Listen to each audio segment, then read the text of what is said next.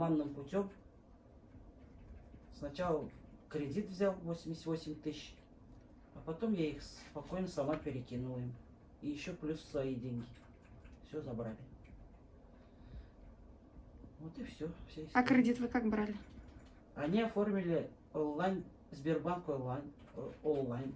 Они оформляли Да, или вы? у меня нету такого вообще в телефоне даже. Ну, вы им называли пароли, наверное, да? Код? Да, все сама называла.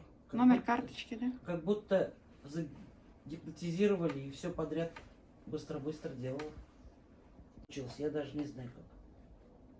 До этого всегда сбрасывал. Ну, вы знали, да, что такие виды мошенничества Ну и существуют? вот говорю же, несколько раз мне звонили, и я все скидывала номер. Потому что московский номер, знаешь, что и скидываю.